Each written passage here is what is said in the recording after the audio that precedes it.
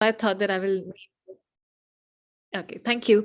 I thought I will name this Jenga. So, how many of you have played the game of Jenga? First, I want to know that. It's very common here in India, at least. Suchitra, obviously. So, Suchitra knows. Yeah.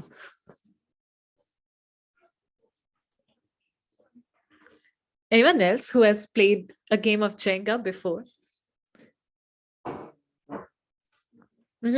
I gave this name to the MXP GCP sharing because what I realized while implementing MXP in ISIC in India, I realized that it happened like Jenga. Whatever were the good parts from before, like from the TM processes or team standards, I took them and I built upon that to create the MXP for ISIC in India. And that's why I named the entire GCP Jenga. And also my MXP change management project name is also Jenga. So that is ISO. Welcome to the GCP sharing space. My name is Shreya Sharma. I am MCVP team of ISIC in India. I am also from the GST, as you already know me. The first aspect that I'm going to share today is downscaling of MXP. This is how where I started downscaling MXP. So I downscaled MXP in layers. The first 6 elements or the basic understanding of MXP, I downscaled to first the MC and the LC piece because these were the governing bodies, and any help that I needed to further downscale MXP in the entity, I knew that both of these bodies are going to help me the most. The 6 elements, like the basic overview of MXP, I explained to the MC and the LCPs first. Further, I went to commission in the national conference and explained them the overview of MXP. And then lastly, commission and the team managers also happened in the national conference itself, wherein the entire TM commission at least was onboarded with the idea of MXP and what is the general overview of the product. When we came to change management, these were some exact tasks that we were going to implement. The first one was to initiate with recruitment. Like I said, Jenga was all about understanding what were the good parts of my entity, taking them out of that entire building and then building upon it, right? Like just keep increasing and keep growing that building. So first one, to initiate with recruitment, I started my recruitment change management for the MXP. Then I thought of getting an MXP NST or EST. Then thirdly, comparing existing TM processes and team standards to see what has been working well for my entity and understand what should be changed accordingly for the MXP to be implemented. So talking about the first part, which was about recruitment, these are some things that I did for the change management. First was persona design, because obviously persona building, which we used to have in TM processes, get process, was very different from the persona design that we have for MXP, because persona building was based on completely understanding like how or what kind of people we need for the function, right? What kind of people we need with the JDs for each portfolio, let's say. But when we look at persona design, we know that there are only 4 types of people who fit in our persona and who we can actually get, right? So the first one was personal development. Secondly, the global networking, leadership experience, and ISIC impact, right? These were the 4 persona designs. And to make it happen in ISIC in India, the first thing that I did was reach out to my marketing MCVP, and we launched a survey, launched a research within the entity to understand what are the demographics that we have within our own entity first, like how many people in ISIC in India want to go for personal development through ISIC, or how many people want to go for global network, or how many people want to go for leadership experience, which people fit in which persona. Once we did that, we understood one very big we had a very big take back, which was that in ISIC in India, people do not join for ISIC impact at all. This was one of the main highlights from the research. And that's why we thought that if we have to go further with the recruitment, we are only going to have 3 personas to be implemented in this semester. The first 3, personal development, global network, and leadership experience. And we also found out from the research that personal development was the most highlighted part of the ISIC experience, and that's why mostly all the people joined for personal development itself. Secondly, once we had that research done, we took that research and implemented in a brand attraction as well. We didn't launch ISIC member then because it was in July, and ISIC member was launched later. But what we did was, based on the persona design, we started having brand attraction. So we consciously started focusing on attracting people who would fit in the three persona, which was personal development, leadership experience, and global network, right? Or these three personas we started focusing on and attracting through our icon pages. Now, when it came to selections, once we were recruiting the people we actually need in the organization, we also tried to further filter them down with the questions which can help us in the persona design, right? So we made the recruitment tool for the entity based on the questions, which will give us an understanding of which persona do the people fit. And secondly, persona JD's function distribution. This was something which we were trying to relate. Of course, this is still a work in progress for now, but we were trying to relate the persona and the JD's function distribution. Thirdly, this was a big help because I knew that XPA would not work, and it was not working before, like when I started with MXP. Thankfully, we had our own platforms in ISIC in India. The platform is called Legal Archives. It's something which we manage in India for our internal documentation for EPs or members or recruitment. So we made some changes in the platform itself, and then we started doing the funnel tracking within the platform itself, where we could understand how we can attract the people and how can people choose persona design of their choice, like why are people joining ISIC, and that would give us the persona design also. Moving ahead, like once we were done with recruitment, this is something which I did for MXP SOP, because this was the next big thing that I had to do, because TM processes and team standards, I did not want to go further with them. And I wanted to make that change happen, because otherwise it would be very difficult if I had not done this in this semester. And let's just start it in the new semester, because India had huge membership. And I knew that to make that change happen, I would have to start very soon to make it a success in my year. For MXP SOP, the first thing I did was I recruited an MXP NST. I have a team of 3 people. And 3 of them are really, really great. Like they are really innovative and understanding. And within a week or so, they understood the entire MXP functioning, MXP operation model. And these were the things which we came out with as MXP NST. The first thing was we identified the activities that were already being done out of the MX standards that we had to do.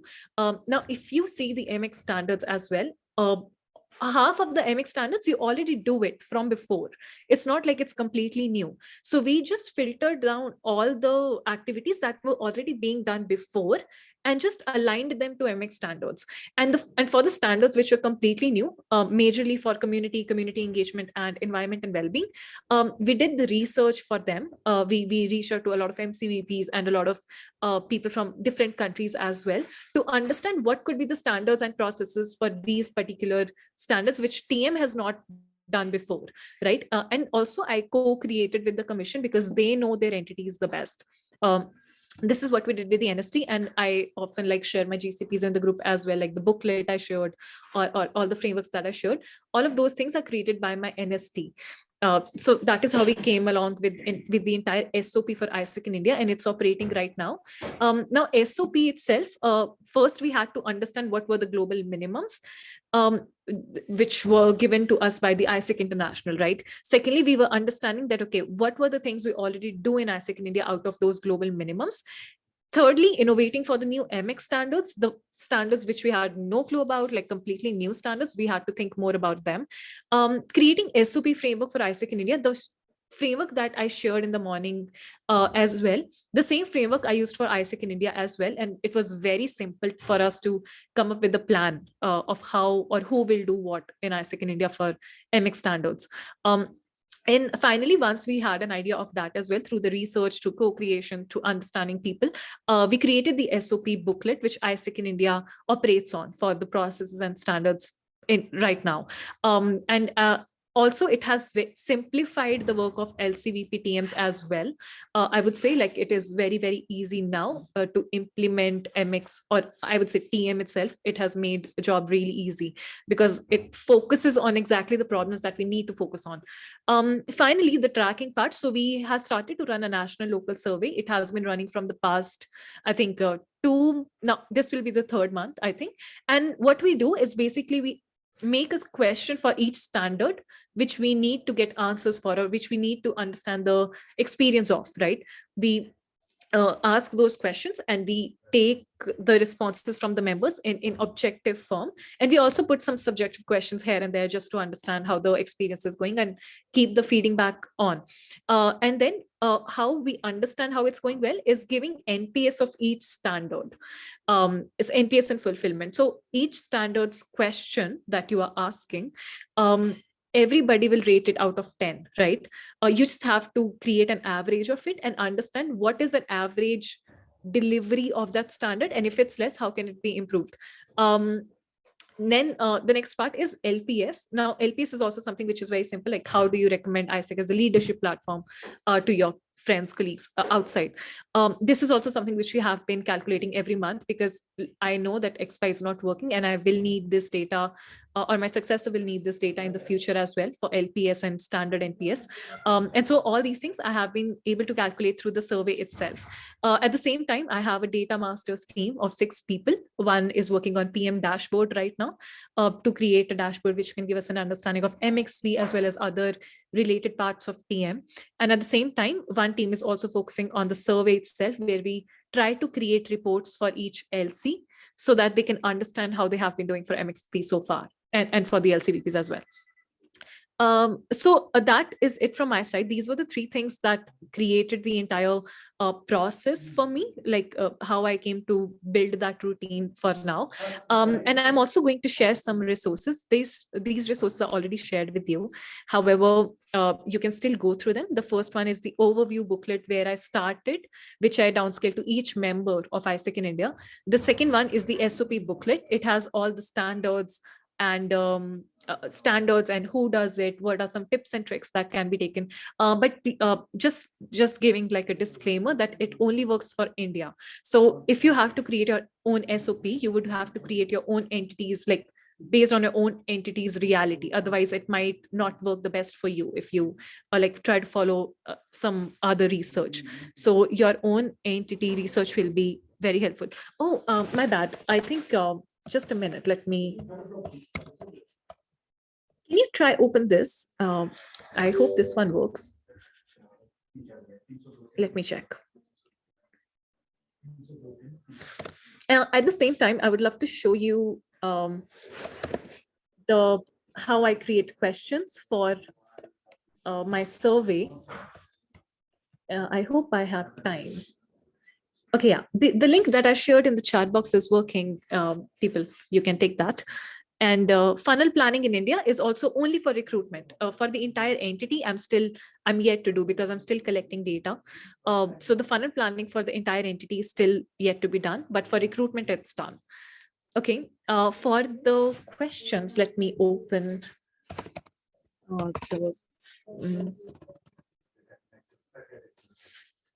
just a minute, people. I'm just, okay, got it. Okay, here you can see for September, we tried to, because we knew that this was the period where we wanted to understand recruitment as well as how the onboarding has been. So we tried to relate the questions first for lead to accepted SOP. Now I know, like something that NIE also communicated to us in the morning was that even though we don't deliver any standard for the lead to approved part, we still have to follow certain SOP, or standard operating procedures for recruitment, right? So to understand how recruitment has been for members, I put these questions. Then for the approval phase, I knew what all standards are being done in this funnel as well. So I put those questions. Now specifically for team practices and team practices and workspace, I put these questions. And also at the same time, what I do is I share this with my commission. They make a copy of this, they put their questions here. And let's say if they want to add the questions in the survey, so we make a separate section for them and we collect the responses for them as well, and then send back the raw data. At the same time, for October, for the next set of SOPs that we are trying to work on, which is community engagement and environment and well-being, in India, we follow the OCAI framework for culture by OD. So we wanted to take some research to understand how to create those standards based on culture, because it's a very, very big aspect. So we have made some questions for that. And at the same time, the questions for this month's funnel, realization funnel, we have put some questions related to job design, job support, team practices, and leadership pipeline. So not a lot of questions because we already asked most of them in September. But yeah, I think this was my sharing for the GCP. I hope it helped. I unfortunately won't be able to answer any questions, but you can reach out to me on Telegram anytime and I will answer. Thank you. Amazing. People is coming back and I hope enjoying the space there. I know, yeah, some of the technical issue we cannot predict, but still, I hope you get some learning. Also, what is the things that you would like to highlight there? Ooh, amazing. I saw some people mention about, thank you, Shreya. Good job. I hope you're enjoying some check there. So right now I want to ask because my time is limited, I would like to invite one or two people. You can share what's happening in your track and what is the key learning from your functional GCP sharing there. So anyone you want to share out, and then you can raise up your hands or even open your mic or even type your name here in the chat, and I can listen from which track I have some good learnings there. Oh, can I have one track from TM? Because I think MXP track have some of the harvest learning there for sure. I saw the appreciation there. Anyone wants to go from the MXP track?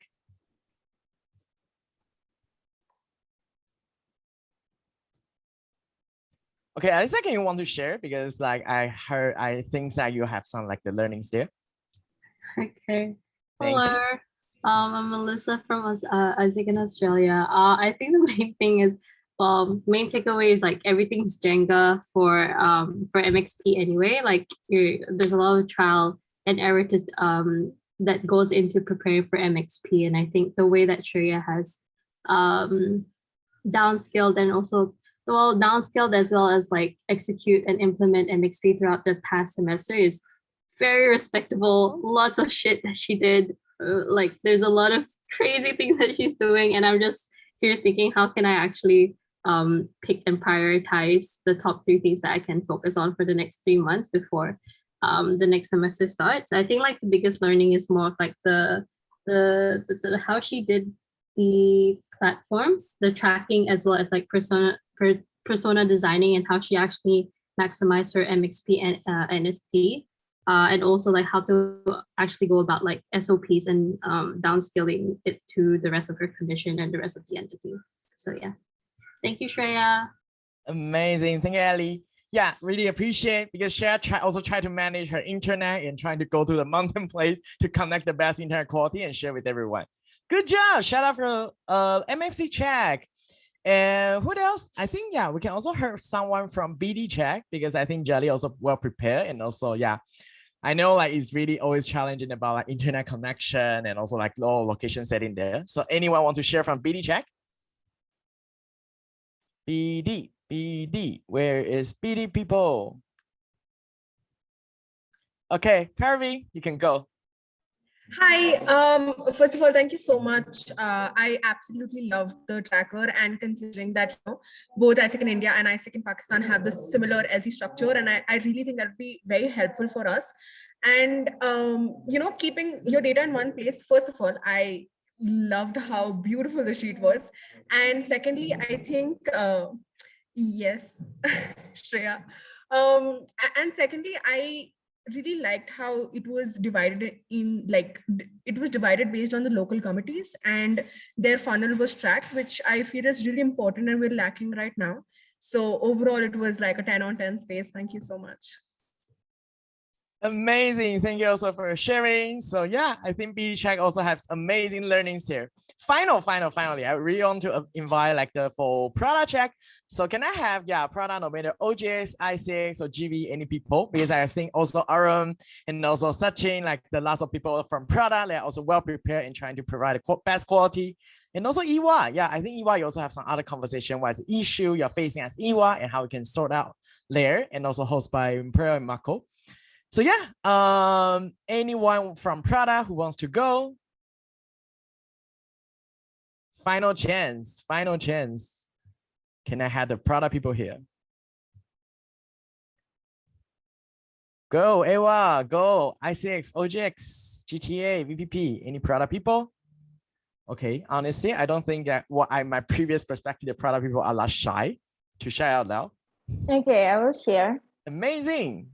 Okay, so from Iwa, we missed the GCP sharing from Sri Lanka, but then we managed to have a sharing with Anaka and also with Indonesia and also Mako, and from my sake in Japan. And Mako was talking about like how is Iwa GYD in Japan was created, and also how she engaged the IR partner through of the GYD, and I was also sharing about how I handled my commission in IWA.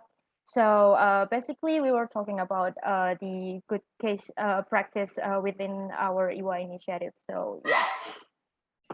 Amazing. Thank you for people from Iwa Check. Yes, I think at this time, like the staff from coordinating, and really appreciate all the MCPP I'm approached with, and also you're willing to spare your time and try to, after this one semester learning, you're willing to share and also to make this whole region better. So yeah, like this is also a final message, because even in the future, like Sarah and Fatih will definitely join the AI turn. So she won't be here like as always to support you.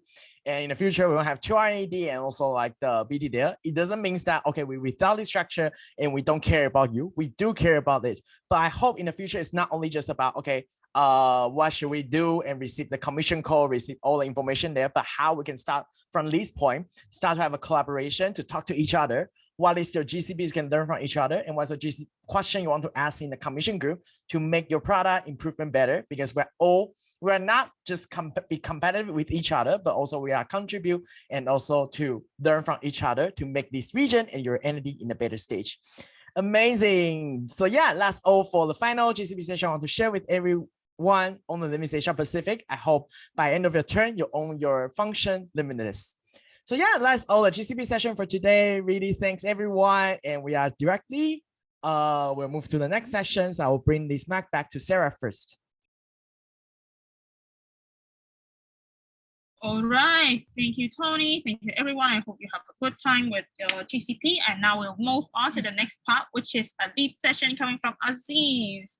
Aziz, you can take over. Yeah. Hello. Thank you so much. Can you, Sarah, give me the host, right? Sure, wait.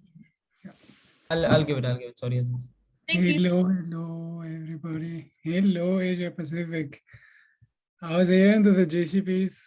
Very nice. I hope that you're enjoying it so far. How's the conference so far going? Enjoying it? Level of energy? How is it? So far, so good. Oh, wow. That's very energetic. That's nice. Cool. Amazing. Great. So I'll try also to level up my level of energy for the space. First of all, for those who don't know me, my name is Aziz, and I'm responsible of innovation, and more specifically of reviewing the leadership development model at the global office.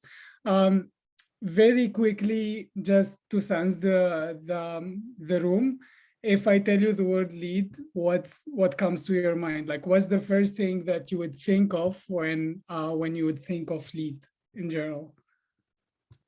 And Isaac, of course. Any guesses in the chat? People, empower people. Nice. Anything else? Have you ever like got those lead sessions? Yeah, learn, engage, activate, develop. Nice. Yeah, that used to be the abbreviation which we used to use for lead, right? Cool. So basically, I asked this question in different audiences like a few weeks ago or a couple of days ago, and I had like different reactions. Usually lead is also considered as just like space where people would cry, or they would feel emotional about it, or they would just turn off the light to make the session a little bit more cool and stuff like that. But actually it can be all of this, but it's not that.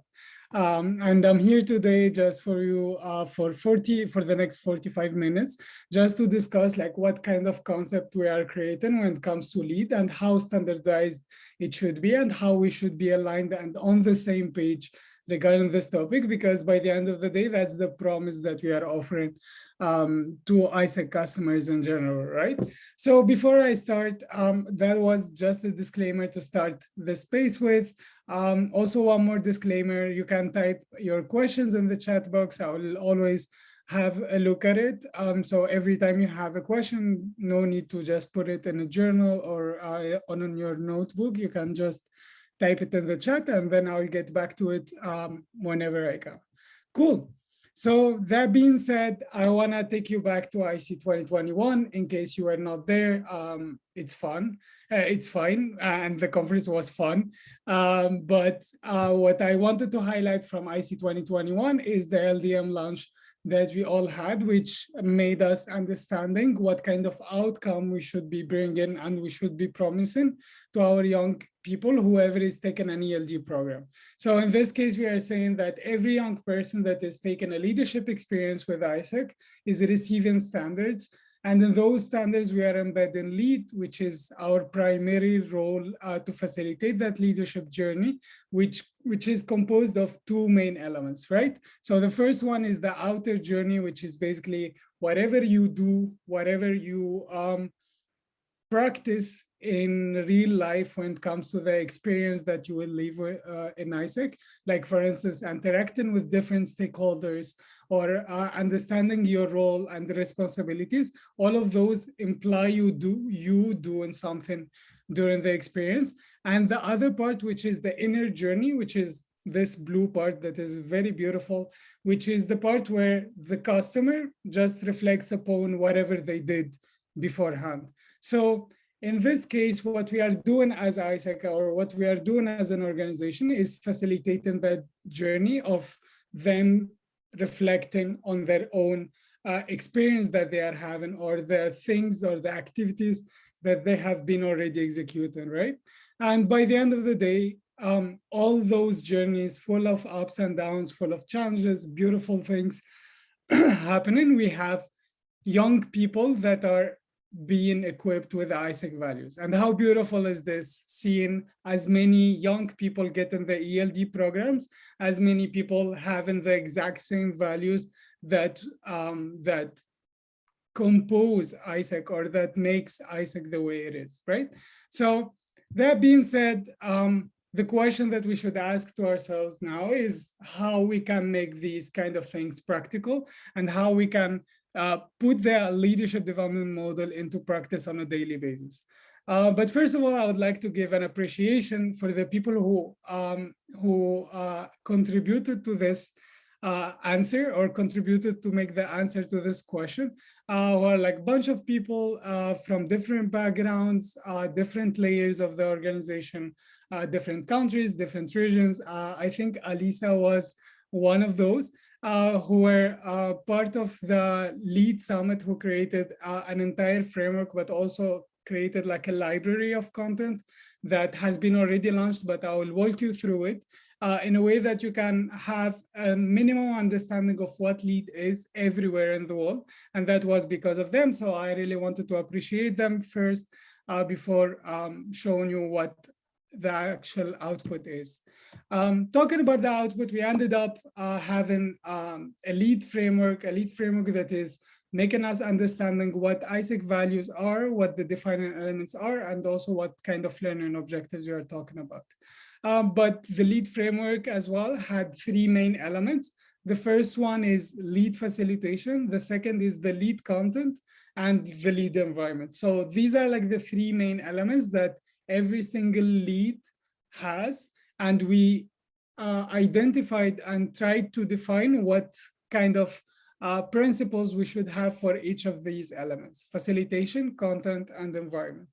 But more importantly, we made sure that the outcome that we are talking about, which is the ISEC values in this case, is being understood by everybody in the exact same way. Otherwise, we are not on the same page, right? So we defined what ISEC values are, but we also had the defining elements for each of the ISEC values, which gives us a way to understand how do we practice those ISEC values on a daily basis. And for each of those defining elements, we identified three main learning objectives, as you can see here. for us to understand what kind of knowledge our customers should have in order for them to be able to practice those values. As simple as that. So for every single defining element, we had 3 sets of knowledge or learning objectives. This is how we ended up calling them in a way that we can be on the same page regarding that. So what learning objectives are? They are basically the way or what needs to be learned in order to practice the values that we are saying that they will be the outcome of our leadership development. So how do we use them practically for session design? So every single learning objective, and I will show you this in a few seconds, has 3 guiding questions. So those 3 guiding questions are mainly our basis or our standard as ISACers to make sure that every customer who's taken the lead content that we are creating are being able to answer those 3 guiding questions. I will show you all of this to not make it a little bit more messy in our minds. So first of all, when we are talking about the ISAC value, we are talking about this. And this is its own description.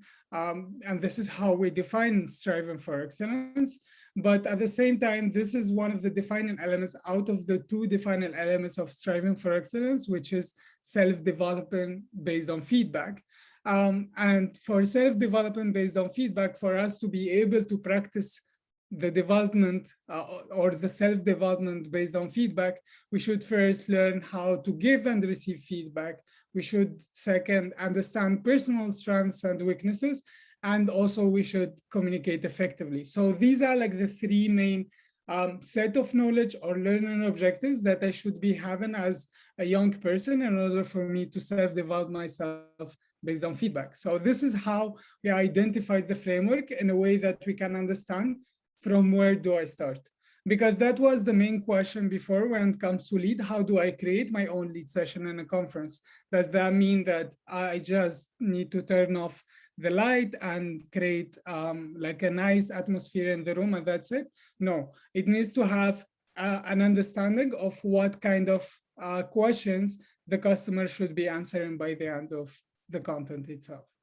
Cool. Great. I'm having a look at the chat box and there is no question so far. So whatever thought also come to your mind, you can also share it there so we can make it a little bit more interactive. But at the same time, I want you to keep in mind that it's not only about the lights and the nice atmosphere, but it's mainly a method in which we as ISACers, we are facilitating the leadership development of our customers through their own inner journey. So what we are trying to do is basically making sure that we have lead facilitation, lead content, lead environment set in a proper way so we can move forward and facilitate those lead spaces in a proper way. So first of all, we're talking about lead facilitation. So lead facilitation is mainly the skills or what are the main competencies that every single one of us as ISACers should learn or build in order for us to be able to whether create or deliver lead content, right? So that being said, we understood that the answer to how to become a lead facilitator should be mainly about being informed on the learning objectives first, second, by mastering soft skills and hard skills, and last but not least, having a training process in place on MC level and even on LC level, and try to practice during conferences, because that's what we are mainly trying to do, at least before we go to our customers, like external customers, and deliver those spaces to them. Cool. So we mapped out a couple of general skills that you could see over here. Of course, like you could see all of this in the output, but we mapped out different skills for every single defining element to be delivered. So keep in mind that these are only the minimum skills that we are saying that they could be built in order to deliver lead, which are storytelling, public speaking, session design, material design, audience management, and of course, communication. So all of these skills are mainly general skills for us to be built in order for us to be able to deliver lead and properly improve the way we are facilitating the inner journey. Cool. So how do I build the needed skills for lead? As an MCVP TM or as an MCVP MXP head or even operations, there are like certain processes or certain things that even as an MCVP BD, to be honest, like working with a commissioner, especially if you're bringing back LCVPs or if you're having even a national support team or even in a conference to deliver these, we need to keep in mind a couple of things that we could try in order to improve the needed skills for our members. First of all, it could be about members training and making sure that we have agendas that are somehow including those skills into practice and making sure that people are getting informed about learning objectives or even about the skills themselves. Second is national conferences, and having some lead spaces during the national conferences can allow you as MCVPs also to practice delivering lead and also to teach the skills and also to learn skills, right? And last but not least, education cycle, which you could embed and include in a local education cycle and make sure that members are receiving lead, but also they are ready to deliver lead, because that's also very important for us to keep in mind, especially when it comes to the external customers who are exchange participants in this case, and so on and so forth. So yeah, you have like 3 different options. Also, like any extra effort or anything that you would put in order to make sure that the skills are being built in a proper way also is more than welcome, right? Cool. Moving on to the lead environment, and what lead environment means here is basically the environment where we can design and deliver lead spaces.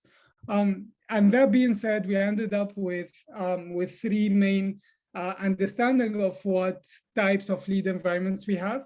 So first of all, me and you, which is basically, which is me and myself, which is basically the environment where people can learn through understanding themselves and reflecting on their own experience by themselves. So individually, here it means that whatever lead content or whatever lead space you will have it by yourself, for yourself, and that is totally possible.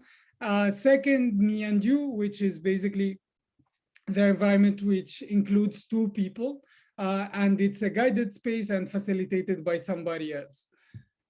And last but not least, me and others, which includes different kind of people sharing with a group of people who share similar experiences, and typically it's facilitated by somebody else. So the criteria here, or the differences from each one of them, is basically the amount of people present in the environment, but also the way it is being facilitated and the approach that we have.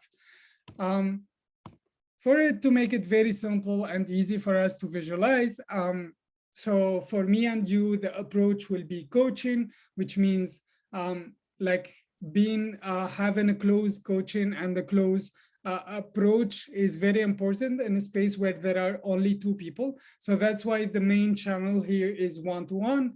For me and myself is self-facilitated, which means that you would facilitate it by yourself. And the channel will be individual reflection and self-discovery. And last but not least, me and others, which is mainly about group learning and people sharing experiences with each other, which would mean whether workshops or learning circles. So far, I think in case you have any question, you can type in the chat box or any thought that came to your mind so far, as an excuse for me to drink a little bit of water. But also, I'm really curious about your questions and the thoughts that you already have in your mind. If it's all good, you just thumbs up. Yes, there is some hands raised. Yes. Okay, so I have a question as is for you regarding lead content. In terms of materials, where do you usually get the idea from? For the lead content, we are actually we're gonna go now to the part of the lead content, so we can go through the step-by-step process. But we can skip a little bit a few moments to also explain that part, because it's very important to understand from where do we create the lead content. To make it very simple and very easy, we create the lead content from the guiding questions that we have in every learning objectives. So basically we are creating it from this. Yes, we are creating from these 3 questions, basically. Like, these are the 3 questions that I would just copy them and I would paste them as a session objective. In case I'm creating a session, I'll just like copy and paste those questions and I will make them as my session objectives, because like that's the space objective by the end of the day, is for our customer to be able to answer those 3 questions. So yeah, like we mapped out those learning objectives based on the defining element that we have already here. Cool. Any other question so far? Yes. Thank you. Great. Moving forward, so basically what global learning environments are, they are basically like diverse physical or virtual location. What we have right now is a learning environment, but it is virtual, and it's a learning circle. What we are doing is a learning circle, but it is virtual, so it's even more beautiful. Cool, and each lead space has a specific learning environment chosen based on the content. And last but not least, every lead environment has specific delivery principles, and those principles would apply to each of the settings, if it's virtual or if it's physical. Great. Now moving forward to the part which is mainly about the lead content and how do we create and what are the main principles for us to design the content for lead spaces. And that's the question of Anike. I'm sorry if I'm spelling your name wrong or right, I don't know. But yeah, so moving forward to the principles when it comes to the lead content creation, we mapped out 5 main principles. The first one is basically that it needs to be customized to a specific audience, because it's not the same lead that I would deliver to my LCVPs as the same as I would deliver it to LCPs. Very simple example, because we are using this in MXP as well. But also it's not the same as I would deliver it to LCPs, the same as to GV customers or GTA customers. So it's very different according to the audience, but also to the level of knowledge. And that's why the fifth principle is basically about sensing and having a sensing on the level of awareness and the level of knowledge of that person regarding the topic.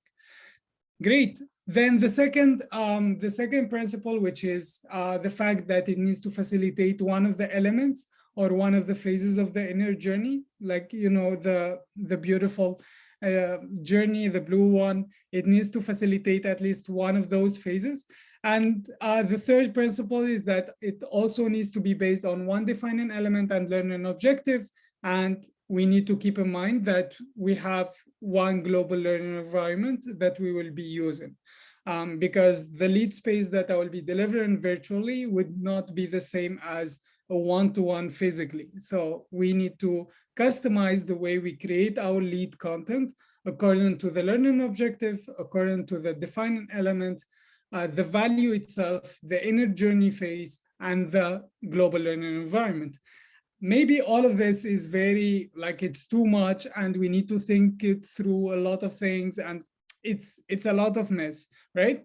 But it's fine, I got you, because we have 4 steps for us to create whatever lead content we want to create. So the first step is basically knowing your audience and their inner journey and what they need to do. Second, choose the value, define an element, and learning objective. Third, choose the learning environment, which is, from my case, like, it's the easiest because there is always situations to make the choice. And last but not least, design the lead space, but beforehand, run an sensing before you deliver it. Great. Hard to picture it also. I was saying the same because it was also very hard for me to picture it until we had like a conversation which made us reflect upon one example that I will be sharing with you. So what knowing your audience and their inner journey means. In this case, let's say that my name is Aziz and I'm LCP elect in very nice entity X. As an LCP elect, because it's November, I want to do lead for my EB team because they are about to start transition. And if they start transition, they will start connecting with each other and so on. So based on that, I knew that they will think about the term as one of the years that they will achieve certain personal goals. So one of the elements or the phases of the inner journey here that I wanted to focus on is setting personal goals. Then I moved to the second step, which is choosing the value, defining element, and learning an objective. And actually, the situation made it very easy for me to choose the three elements. Why? Because first, my main objective as an LCP, or what I want to do for my LC, is to build a stronger culture. I want to improve my LC culture. So what I did is that I chose the space based on demonstrating integrity as an ISEC value. And one of those defining element from demonstrating integrity, we have doing what is right. So from my understanding in the selection process, I understood that my LCVPs also have these good intentions and they want to build a better LC culture. So we need to improve our knowledge on all of this. And in order for us to make sure that we are on the same page when it comes to doing what is right, I made sure that we will focus on improving our ethical principles or our knowledge regarding that. So I chose the ethics and morals as one of the learning objectives that you would find in doing what is right. Cool, then choosing the learning environment, which is very important. But first of all, being able to picture the questions that are related, like the guiding questions that we were talking about, which are the main questions that would make it easy for me to create the space itself or to design it. So making sure to answer those questions, or at least like embedding them in the creation process or the thought process of creating that lead space, made it easier for me.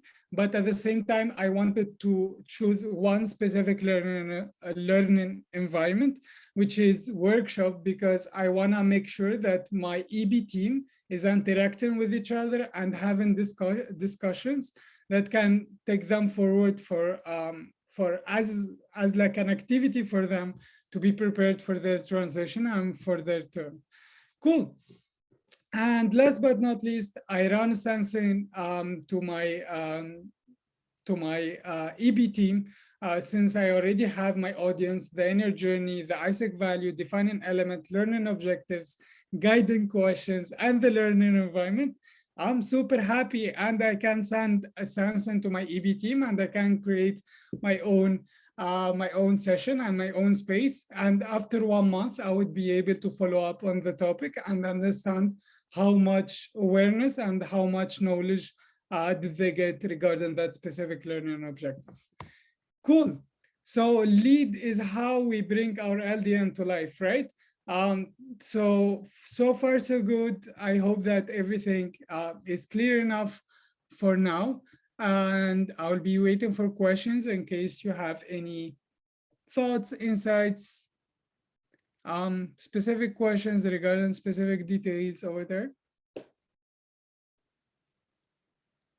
I'll give time. It's another excuse for me to drink a little bit of water, so I'll give you time. Aziz, maybe I can just comment about the sensing, why it was added there. Yes.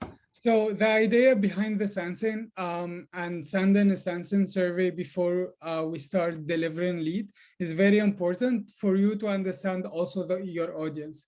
So understanding the audience also is very important, because you will be able to customize the lead space according to the level of awareness or the level of knowledge of whoever is getting the lead space. So for instance, like if the level of knowledge of the audience is already high, I would just make the learning objective or the lead space a little bit more advanced than for somebody who is not aware of the learning objective at all. So making sure that the sensing is there is important for that, but also it's important for the follow-up after to understand and to measure how effective the lead space was. and to be able to compare like the sensing before, like the initial result and the result. Thank you, Caro, for the question. Great, moving forward, and this is also one of the things that you can keep in mind as one of the suggestions also that we are given for you to take forward lead and make sure that your entity is on top of this, making sure that your entity also is delivering lead to the customers that you promised, like the minimum leadership. But first of all, also making sure that we are ready enough. And being ready is not like something that that is hard or something that would scare us to do or to deliver lead to our customers, but it's mainly for us to practice lead inside of the organization, inside of our membership program, and making sure that our members know what lead is, but also know how to deliver it. Knowing what lead is could be expected by ISEC International to deliver lead content in different touch points, but also regional offices when it comes to one-to-ones, sometimes like asking for it, also they could deliver it. But also it's one of the things that you can take advantage of by delivering transition, including lead, by having your replanning and having lead in that space and having lead in different touch points that you could have in national level, so national conferences and so on. And that might help the way you deliver it and refresh all of this. And most importantly, and I will show you later on in the output, most importantly, what we are asking you as well, and what we are trusting the network in, is to create their own content and to make sure that whatever entity is taking lead forward is also creating and let's say manufacturing a new lead content that would be showcased everywhere. And that's what collaboration is.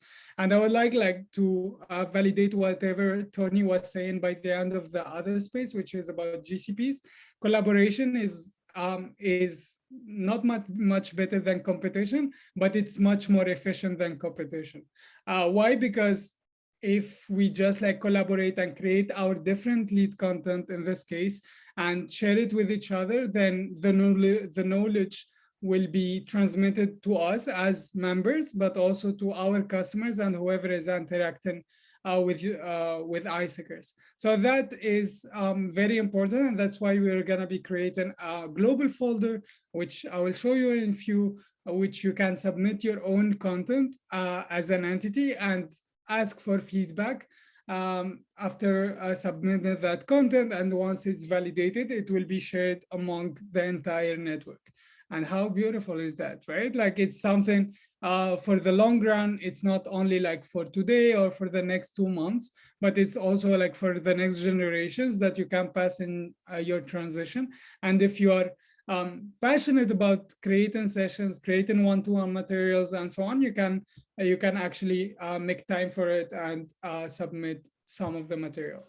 But also in your transition, make sure that also these kind of things are taken into account in case you want to take lead forward in your entity by asking whoever is your successor to pay attention to certain things that should be planned ahead, such as how to include lead in national conferences, how to include skills building spaces in national conferences or even beyond.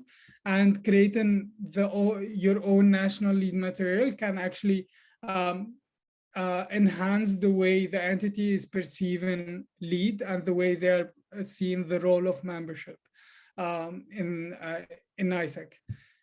Cool. So that being said, I will walk you through the output, which you can find in these 2 links, whether is.ec all you need to lead or is.ec lead. I'll show you first of all the Notion version of it, which is is.ec all you need to lead, which is pretty nice interface, which is very lean as well. So you can find the LDM guide, which is mainly all the materials, all the pages of the output in one, which is basically about the understanding of the leadership development model and everything else. lead guide, which mainly defines what lead is, lead content guide, which is basically the step-by-step process of creating lead, then lead facilitation guide, which you can find all the skills that need to be mapped out in different touch points, and lead environment guide, which is mainly about how we define every single lead environment and also how to choose those learning environment. Then lead implementation, which has the planning timeline, everything timeline related. Here you would find like template and fonts of the materials that are here in this lead content library. So just to give a disclaimer, you would find 3 one-to-ones, 3 learner circles, sorry, 2 workshops, and 4 self-reflection and individual discovery.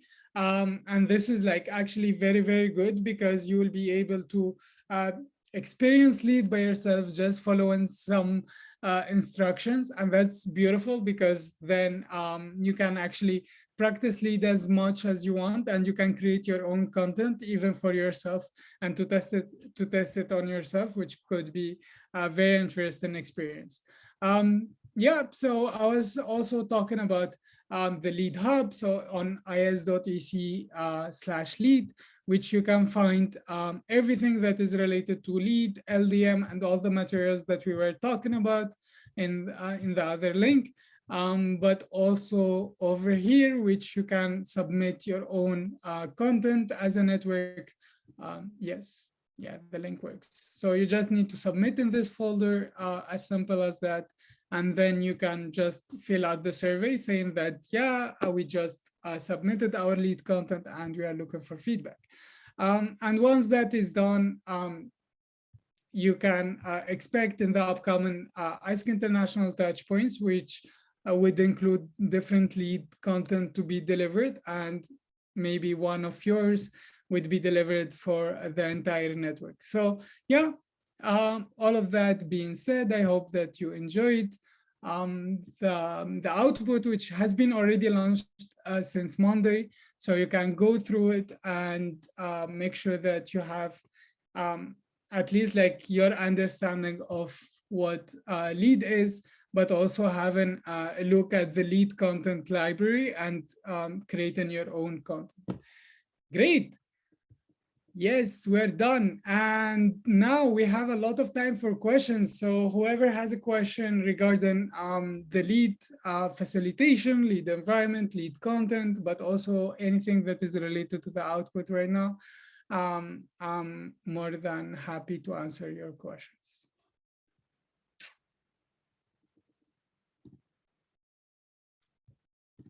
Cool, I'll open the chat here. And if there is no question, just let me know as well.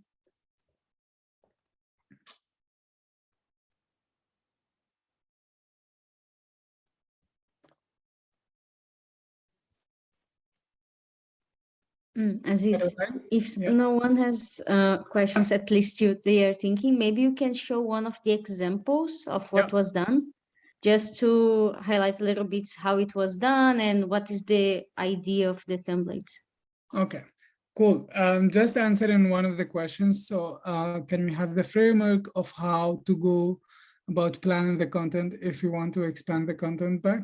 So what we are actually recommending, Alisa, is basically the people creating their own content, following the lead content guide, which is the green one,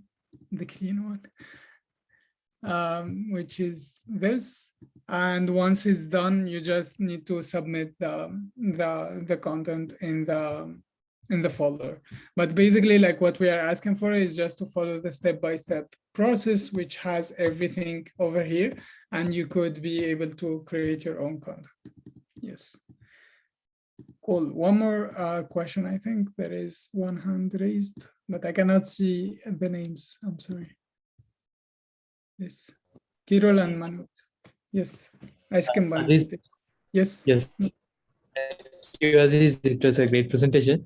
And my question is, how do you suggest that we should downscale this to our membership and the network? Like, what should be the timeline Yes. Yes. So regarding the timeline, I already gave a recommendation for us to make sure that we are coping with the changes in a way that we embed it into different touch points. So it's not like something that you would maybe like create an entire conference for it. It is possible actually, because we have, I don't know if you remember this, which is train the trainers. We used to have like these conferences in ISEC a lot. So it can be something that we could utilize in your entity to just like bring as many members as possible, and they could be trained into specific skills. I'll just show something very important in the lead facilitation guide, because I'll open it in the online mode. Sorry. Yeah. Because it's very important to know like what kind of things should be downscaled as well, because at that moment we can understand also how we can arrange this. So for every single defining element, we mapped out different skills that you could learn in order for you to be able to deliver that lead space. Okay, so for every single defining element, you will find different skills that could be learned. Those skills could be mainly used for different touch points to be learned by our members, and they could be mastering some of those. So once it's done, they can be like master of lead or trainers or something like that. That is one option. The second option is to have lead content embedded into like lead spaces in national conferences, or embedding it in education cycles, because some of the entities can actually have education cycle that is imposed to LCs as a membership criteria. It can be like the situation in ISEC in Bangladesh or in other entities. I'm not sure, but still it's one of the options. You still can think of how conferences could be utilized, even the local ones, but mainly for now, like these are the skills, and you could actually create tracks that are based on those skills to be learned. So yeah. Other question? Thank you, Kirul, for the question. Thank you so much. Awesome. Okay. Yes. Great. So I will show you one of the examples if there is no much questions. Yeah, there's no questions. So I'll show you one example of the offline mode. I always remember. Yes. Yeah, I'll go with practice and empathy. I would go like with what's it called? A individual reflection and self-discovery space, which would look like this. It actually has a README first page, which you can actually read it in the output, but it's mainly an exercise. So you will have like the objective of the exercise already explained there, which is mainly about practicing empathy as one of the defining elements of activating leadership. And here is the main learning objective that will be based on, which is levels of empathy. So yeah, here is the environment introduced, then the inner journey phase that will be facilitated. Then find your comfortable space, some instruction for you to walk through, and then some of the disclaimers for you to get some of the content. So if you're good at reading or you enjoy reading, you would enjoy this kind of material as well, which has a very simple explanation of what are the main of what is empathy, and what are the main elements of it, and the levels of empathy. So you will find also some links for resources that you could have that you can have look at. And basically then it's mainly about journaling, whether journaling virtually like this, you just like add stuff, or you can print it out, and that's not a sustainable option, but still sustainability is an option here. So you can just journal on the slides if you make a copy of it. And then, yeah, like all the exercise gives you like some questions to think of.